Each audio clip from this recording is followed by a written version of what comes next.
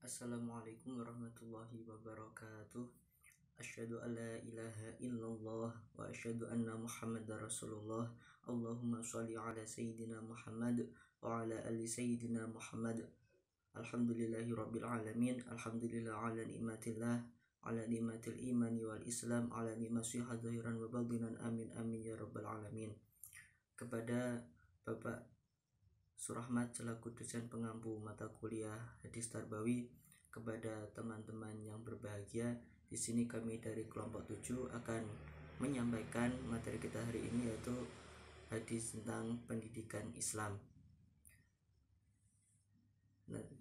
Nanti kita akan membahas tentang 6 sub materi, yaitu yang pertama yaitu pendidikan akhlak, pendidikan akidah, yang kedua nanti pendidikan ibadah, yang ketiga yaitu pendidikan tentang keterampilan, yang keempat adalah pendidikan tentang sosial, yang keempat tentang intelek atau akal, yang keenam adalah kebersihan jasmani dan rohani. Nanti materi A, B, C akan saya sampaikan, ya, saya Erik Wibo, ya, tadi lupa belum perkenalan, maaf. Yang lainnya akan disampaikan teman saya atau rekan saya, yaitu Mas Firman Hidayat. Langsung saja ya, kita mulai. Kan hadis tentang tema kali hari ini kan adalah hadis tentang pendidikan Islam. Hadis itu adalah segala sesuatu yang dilakukan atau yang disampaikan oleh Rasulullah SAW. Sedangkan pendidikan Islam yaitu pembelajaran tentang segala sesuatu ilmu pengetahuan, ya, itu namanya pendidikan. Jadi kalau digabung hadis tentang pendidikan Islam, yaitu mempelajari suatu pendidikan sesuai ajaran Islam yang dicontohkan atau disampaikan oleh Nabi Muhammad SAW. Jadi yang pertama kita akan membahas tentang pendidikan akidah. Saya akan bacakan hadis tentang pendidikan akidah, salah satu hadis, ya. Bismillahirrahmanirrahim. An Abi Hurairah radhiyallahu an qala qala Rasulullah sallallahu alaihi wasallam kullu mauludin yuladu 'alal fitrati fa abawahu yuhawwidanihi aw yunasiranihi aw yumajjisanihi. Rawahu al-Bukhari wal Muslim. Yang artinya, dari Abu Hurairah radhiyallahu an, ia berkata, Rasulullah sallallahu alaihi wasallam bersabda, setiap anak dilahirkan dalam keadaan suci. Ayah dan ibunya lah yang menjadikan Yahudi, Nasrani, atau Majusi. Hadis riwayat Bukhari dan Muslim. Pengertiannya itu bagaimana? Jadi pendidik akidah yang pertama itu yaitu orang tua kita menanamkan keyakinan dalam diri kita bahwa Allah itu ada, bahwa Allah itu wujud, ya. Buktinya itu mana? Buktinya itu pada umur 4 bulan setelah ruh kita ditiupkan ke dalam rahim ibu kita, ke dalam kandungan ibu kita maksudnya, itu kan kita sudah mulai bisa mendengar suara ayah kita atau orang kita mengaji atau kan biasanya gitu. Itu dibacakan surat Yusuf supaya anaknya seperti Nabi Yusuf, ganteng zahir, ganteng batin. Kalau nggak begitu surat Maryam supaya cantik seperti Siti Maryam dan juga sholihah. Kan itu kan merupakan penanaman keyakinan bahwa kita itu seorang muslim. Bukti yang lain, ketika kita dilahirkan, ketika kita turun di dunia, kita muncul di dunia setelah dari alam rahim, dari kandungan ibu kita keluar, dilahirkan, itu diazani sama bapak kita, ya, kuping kanan diazani dari kuping kanan dan iqomah kuping kiri. Kan di dalam azan juga ada syahadat asyhadu alla ilaha illallah, dan juga ajakan untuk sholat, hayya 'alas sholah, kan juga itu kan merupakan suatu penanaman akidah dalam pendidikan, kan begitu. Jadi pendidikan kita mulai itu dari alam kandungan. Yang B, kita lanjut ya. Yang B itu pendidikan ibadah. Saya akan bacakan salah satu hadisnya. Bismillahirrahmanirrahim. An Umar bin Syu'aibi an abihi an jaddihi qala Rasulullah sallallahu alaihi wasallam muru auladakum bisolati wa hum abna'u sinina wadribuhum abna'a asyara wa fariqu bainahum fil madaji'. Rawahu Abu Dawud. Yang artinya dari Amr bin Syu'aib, dari bapaknya, dari kakeknya berkata, Rasulullah sallallahu alaihi wasallam, perintahkanlah anakmu untuk melakukan sholat pada saat mereka berusia 7 tahun, dan pukullah mereka pada saat mereka berusia 10 tahun jika mereka meninggalkan sholat, dan pisahkanlah mereka dalam hal tempat tidur. Hadis riwayat Abu Dawud. Maka perintahkan anakmu untuk melakukan sholat pada saat mereka berusia 7 tahun, karena pada masa ini itu namanya masa murhek ya, murhek antara sobi anak-anak dan juga antara balik, di antara sobi dan balik itu namanya murhek ya.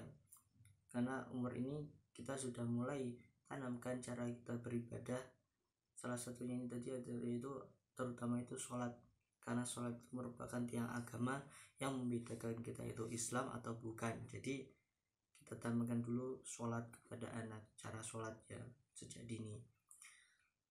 Jika sudah umur 10 tahun mereka ingin, kalau kasarnya itu malas sholat ya, malas sholat, kita bisa bertindak memukulnya, tapi ya dengan aturan yang baik. Jadi memukulnya tidak sekeras mungkin, tapi sekisar diperkirakan anak itu kapok untuk tidak mengulangi perbuatan itu. Semuanya dipukul sama 100 kayu ya, kita akali, cari lidi yang jumlahnya 100 kita pukulkan dengan jangan terlalu keras supaya anak nanti tidak marah dan malah bisa meninggalkan Islam, kan bahaya. Kalau pisahkanlah mereka dalam hal tempat tidur ini bagaimana dalam hadis ini? Jadi dalam hadis ini kalau arti pisahkanlah mereka dalam hal tempat tidur ini maksudnya supaya mereka itu mandiri, terbiasa mandiri, dan juga mengerti kalau dia itu sebenarnya seorang laki-laki atau seorang perempuan. Kan kalau kita tidur dengan orang tua kita terus kan jadi sama saja antara laki-laki dan perempuan, kan sama-sama kita dipeluk kedua orang tua, kan juga bagaimana gitu kan. Tapi kalau anak kita itu kita pisahkan, jadi dia sudah mengerti kalau dia itu, dan juga sudah mengerti dia itu laki-laki atau perempuan, tidurnya harus begini, kita tetap harus yang menuntunnya. Kalau daerah mana yang tidak boleh, maksudnya anggota tubuh yang tidak boleh dipegang atau tidak boleh untuk umum ya, kan untuk umum kalau wanitanya saliman ini kan cukup itu ya begitu. Jadi intinya itu supaya menanamkan kemandirian pada anak dan juga mengerti bahwa dirinya itu seorang laki-laki atau seorang, mengerti dengan dirinya sendiri kalau dia itu seorang laki-laki atau seorang perempuan. Kita lanjut dengan pendidikan keterampilan atau skill fisik. Dari suatu hadis ini yang akan saya bacakan. Bismillahirrahmanirrahim.